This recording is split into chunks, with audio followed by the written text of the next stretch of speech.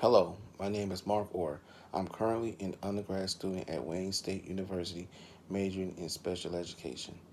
In December, I will be graduating from Wayne State University with my Bachelor's of Science in Education degree with an emphasis in special education CI concentration. I have to say that this has been a very, very long journey getting to this point in my academic career, with all the ups and downs I went through from an academic standpoint. However, a quote I hold near and dear to my heart that helped me through the hard times academically is a quote by Ben Carson. Quote, success is determined not by whether or not you face obstacles, but by your reaction to them. And if you look at the obstacles as a containing fence, they become your excuse for failure. If you look at them as a hurdle, each one strengthens you for the next. This quote is near and dear to my heart because growing up I had a specific learning disability in reading. And while at first I thought it would overtake me, until two very important people came into my life and motivate me to overcome my challenges with reading. Them two people were my my grandmother and my third grade teacher, Miss Washington. My grandmother, who dropped out of school in the sixth grade to work on a family farm in Georgia, would tell me, I'm going to find you the best tutors in Detroit to help you with your reading. While my grandmother would be going through the yellow pages to try to find me tutors, she would spend time with me helping me with my reading. And each time she would tell me, help me with my reading, before we start, she would tell me, grandson, even though I only got a sixth grade education, I'm going to help you as much as possible because I believe in you, and I'm not going to let you fall in between the cracks. And my third grade teacher, Miss Washington, would spend 2 hours of her day after school to help me with my challenges with reading. Also, any free time she had on the weekends, she would help me also. During this time in my life, I had very, very low self-esteem due to my learning disability with reading. To lift me up, Miss Washington would tell me, your reading challenges and IEP goals does not define your learning. You do. You define your own learning. It's up to you how you want to define it.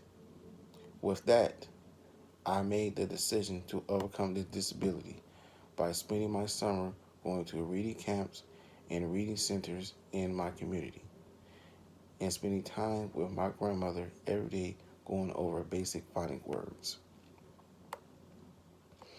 Just as I was resilient and learned to persevere beyond my disability, I will use that experience to help keep my students motivated, to let them know that the world is theirs and that yes, they will face challenges, whether it's academics or social. They have everything it takes for them to succeed if they are willing to work hard and persevere through any challenges and well as oppositions they may face in their life. As a reflective educator, I understand the importance of diversity, equity, sensitivity, and inclusion. With that, my role in helping my students to attend to their successes would be to get to know them on the personal basis, to understand what their strengths are and what are some areas of challenges, to develop a plan to help them achieve their successes. As a effective educator who is committed to diversity, equity, sensitivity, and inclusion, having this type of commitment to my students will help create a safe learning environment in my classroom. What diversity means to me as a reflective educator who stands on the morals of diversity, equity, sensitivity and inclusion is that diversity exists when you go above and beyond being aware of differences uh, or accepting differences to a point of actively including people who are different from you. Diversity is learning from our differences to make the whole community a better place. As a reflective classroom teacher, I'm going to ensure that I seek out professional development opportunities to broaden my understanding of diversity, equity, and inclusion, such that I'm able to keep my students motivated and excited about learning. I'm going to further my education as a reflective educator by pursuing a master's degree in educational leadership, where I hope to become a principal at an urban school.